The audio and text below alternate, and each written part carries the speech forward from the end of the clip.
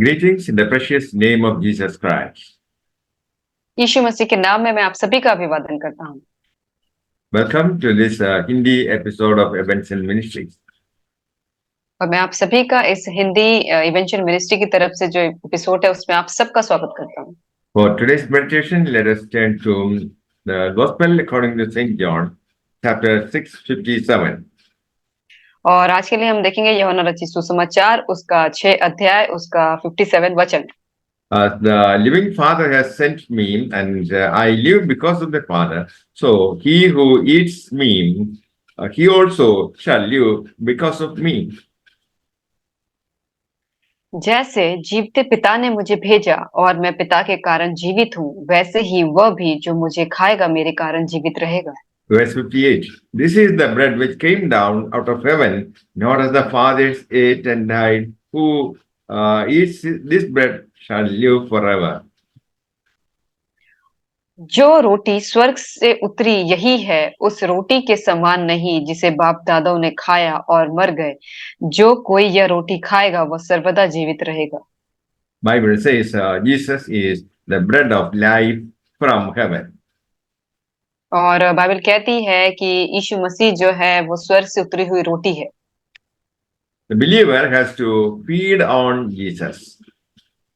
और जो विश्वासी होते हैं उनको जो है यीशु मसीह में ही उनको उनकी पूर्ति होगी। It simply means our needs are met in Jesus Christ.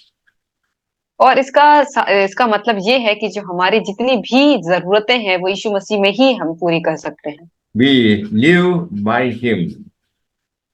और हम उसके द्वारा ही जीते हैं। Jesus is our provider. और वो हमारा प्रोवाइडर है, देने वाला है। We receive Holy Spirit at new birth. और जब जन्माए होते हैं तब हमें पवित्र आत्मा मिलती है। What the Holy Spirit does within us is the fruit of the Spirit. और जब वो हमारे अंदर रहती है तो जो जो पवित्र आत्मा के जो फल होते हैं वो लेकर आती है। With mouth we confess Jesus as our Lord or deny it. और हम अपने मुंह से ही इस चीज को कन्फेस करते हैं, इस चीज को हम बोलते हैं कि और या तो हम उसको नकार देते हैं। Mouth speaks what the heart is full of. और मुंह से वही निकलता है जो हमारे दिल में होता है। Our words carry the evidence of our love for God and for others. और जो हमारे शब्द होते हैं वो सबूत होते हैं उसका कि हमारा खुदा के लिए कितना प्रेम है या दूसरों के लिए कितना प्रेम है। Galatians chapter 5 verse 22 and 23. और हम गलतियों की किताब उसका 5 अध्याय वचन 22 और 23 को देखेंगे। But the fruit of the Spirit is love, joy, peace, long-suffering, kindness, goodness, faithfulness, meekness, self-control. Against such things there is no law. पर आत्मा का फल प्रेम, आनंद, शांति, धीरज, कृपा, भलाई, विश्वास, नम्रता और संयम है। ऐसे ऐसे कामों के विरोध में कोई भी व्यवस्था नहीं। Love, joy, patience, goodness, gentleness, faithfulness, and self-control will be evident in our words. और जो प्रेम, आनंद, शांति, धीरज, कृपा, भलाई, विश्वास, नम्रता ये सब जो है वो सबूत है हमारे लिए। Our words carry the evidence of our love for God and others. और क्योंकि हमारे जो शब्द होते हैं वो सबूत होते हैं कि हम कितना प्रेम करते हैं खुदा से और दूसरों से। Unregenerate people tear down others with their harsh words and grieve the Holy Spirit. और जो फिर से जन्माए हुए लोग नहीं होते हैं वो अपने शब्दों से लोगों को नीचा करते हैं और पवित्र आत्मा को दुखित करते हैं। That is bad fruit to hurt others. और वो जो होते हैं बुरे फल होते हैं जो दूसरों को तकलीफ पहुंचाते हैं। But people full of Holy Spirit breathe life into our souls with words they speak. और लेकिन जो लोग अच्छे फल लाते हैं जो पवित्र आत्मा से भरे होते हैं उनके शब्द जो होते हैं दूसरों के लिए जीवन का काम करते हैं। James chapter 3 verse 8. और याकूब की किताब उसका 3 अध्याय उसका 8 वचन। But the tongue no one among men is able to tame. It is a restless evil full of deadly poison. पर जीव को मनुष्यों में से कोई वश में नहीं कर सकता।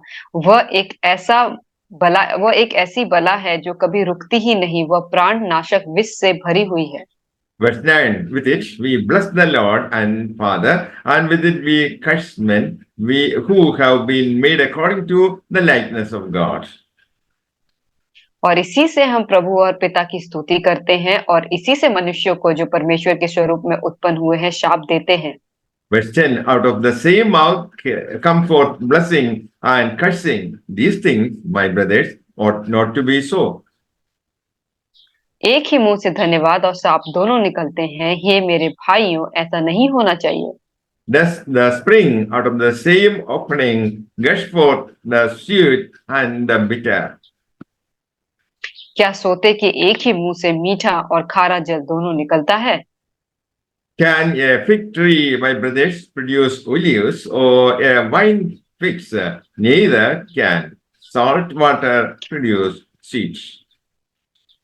हे मेरे भाइयों, क्या अंजीर के पेड़ में जैतून या दाख की लता में अंजीर लगा सकते हैं? वैसे ही खारे सोते से मीठा पानी नहीं निकल सकता। Only a spirit-filled man can forgive, show kindness and compassion. और केवल वही इंसान जो आत्मा से भरा हुआ हो दूसरों को माफ कर सकता है और दया दिखा सकता है। Forgiveness is a choice to love and not hurt. और जो जो माफ करने की जो चीजें होती हैं वो हमारी चॉइस होती है कि हम उससे प्यार कर सकते हैं, उसको नुकसान नहीं पहुंचाएंगे। Kindness is not passing by, it is getting off your donkey and helping the bloody, assaulted man in the ditch. और दया उसको नहीं कहते हैं कि वहां से गुजर जाएं आप कुछ किसी को देख के, बल्कि दया इसको कहते हैं कि आप अपने उस गधे पे से उतरें और उस इंसान की मदद करें जो उस गड्ढे में पड़ा हुआ है। Compassion is the springboard to do this. और जो दया और करुणा होती है वो एक स्प्रिंग बोर्ड की तरह है जो इसको मदद करती है करने में। It is the feeling of mercy. और ये एक फीलिंग है दया की। This is what Jesus did on the cross to save people who had no hope in life. और और यही वो चीज है जो यीशु मसीह ने उस क्रूस पे किया हम लोगों के लिए जिनके पास कोई भी उम्मीद नहीं थी जीवन में। May the Lord bless you all with these words. Amen. परमेश्वर आप सबको इन वचनों के द्वारा आशीष करे। आमीन।